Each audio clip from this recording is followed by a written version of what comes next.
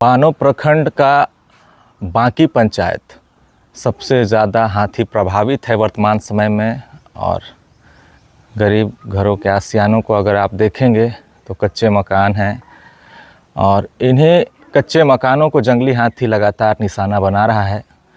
चलिए देखते हैं और बातचीत करने की कोशिश करते हैं कितने बजे घटना हुई और कैसे जंगली हाथी को भगाया गया और आखिर क्या कारण है कि अब तक वन विभाग कर्मी लगातार हो रहे नुकसान के बावजूद भी किसी भी तरह का ठोस कदम हाथी पर नहीं उठा रहे हैं।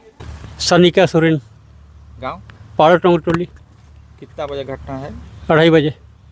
कितना हाथी था इसमें? एक ही ठो। एक ही तो था। हाँ आप लोग उस वक्त घर में ही थे? हाँ, घर में थे, लेकिन हम लोग निकल गए उधर से। फिर हाथी कैसे भागा? वो चावल निकालने के बाद यहाँ पर थी निकला है, उसके बाद यहीं पर खड़ा हुआ था। कितना देर तक? बहुत देर? वहाँ उधर आधा घंटा से तो ज़्यादा था, 1 घंटा जैसे था। अच्छा, धान कहाँ पे था? ये उधर का दरवाजा है ना, वहाँ पर था। पूरा 1 बोरा चावल था। हाँ, उसको फुल किए थे 1 बोरा। अभी तो बारिश का समय है, अभी तो उससे में कैसे बहुत दिक्कत है ना? बहुत दिक्कत है। जिला परिषद सदस्य बिरजू आए थे सुबह सुबह, क्या बोले? वो फोटो सब ले लिए। फोटो सब लिए? हाँ, 2 जगह तोड़ा है ना दीवार को? 3 जगह, इधर भी और उधर ना? हाँ, पहले इधर तोड़ा, उधर तोड़ा, इधर तोड़ा, तीनों तरफ। तीनों धान को तरफ। किधर लेकर गया? वो उधर रास्ता तरफ।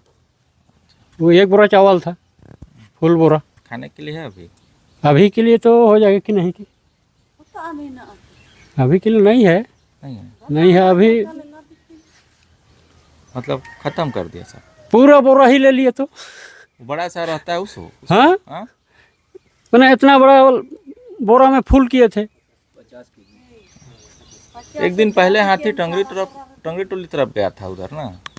हाँ, गया था। जानकारी था कि नहीं था? वो अकेले था, उसको तो हम ही लोग कूदा के लिए थे। लिए थे? हाँ। अच्छा, तो वही ना आया होगा? वो ही आया होगा।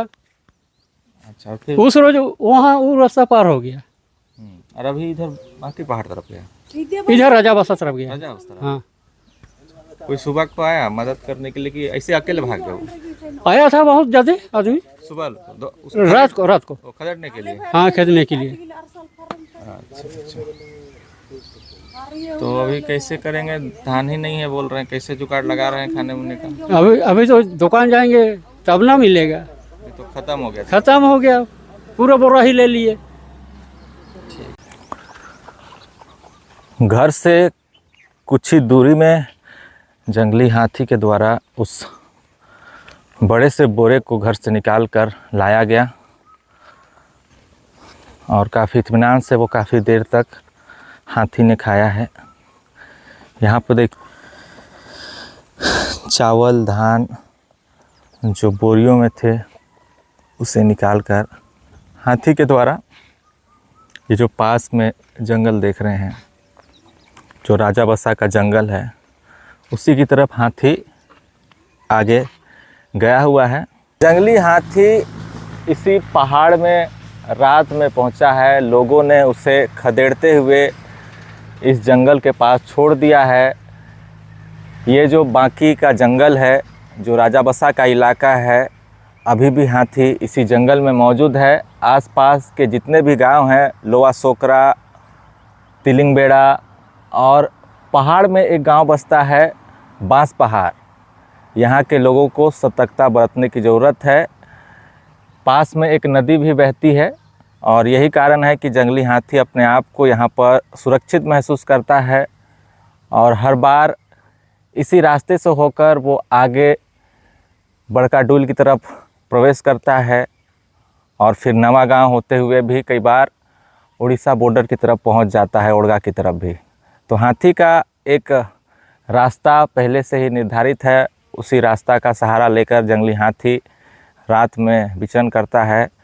ग्रामीणों ने बताया कि रात में सड़क पर जंगली हाथी आ गया और सामने से एक हाइवा आ रही थी। जंगली हाथी को देखकर हाइवा अचानक रुक जाती है। तो घने जंगल होने के साथ साथ हाथी के लिए पर्याप्त खाने पीने और ग्रामीणों का इलाका है, इन पहाड़ों में कई ऐसे गांव बसते हैं और यही कारण है कि जंगली हाथी अपने आप को अपने भोजन की तलाश के लिए इन्हीं गांवों में वो हमले कर रहा है। लेकिन कितनी दुखद बात है, लगातार 1 महीने के भीतर सबसे ज़्यादा हाथियों का आतंक बानो प्रखंड में देखने को मिल रहा है। इसके बावजूद वन विभाग सरकार की तरफ से इस विषय को लेकर कोई ठोस कदम नहीं उठाए जा रहे हैं। एक तरफ तो जंगलों पहाड़ों को उजाड़ दिया जा रहा है, ग्रामीणों द्वारा भी वहाँ घर बसाए जा रहे हैं, साथ ही खनिज संपदाओं की भी लूट हो रही है। और वही कारण रहा कि जंगली हाथियों का जो झुंड था वो आज झारखंड के विभिन्न क्षेत्रों में भ्रमणशील है और उन्हीं के द्वारा भोजन की तलाश को लेकर ग्रामीण गरीब परिवारों को जंगली हाथी आज निशाना बनाते हुए उनके घरों को तोड़ रहा है, क्षतिग्रस्त कर रहा है। देखना होगा कि अब इस हाथी पर आने वाले समय में इसके नियंत्रण को लेकर क्या कुछ कदम उठाए जाएंगे। लेकिन अभी तक तो जो भी वन विभाग के कर्मियों ने सिर्फ मुआवजे का वितरण किया है, उसके अलावा बरसात के समय में खासा तकलीफ़ ग्रामीणों को हो रही है, क्योंकि घर टूटने के बाद, बारिश आने के बाद वहाँ पे उनका सोना रहना भी काफ़ी मुश्किल हो जाता है।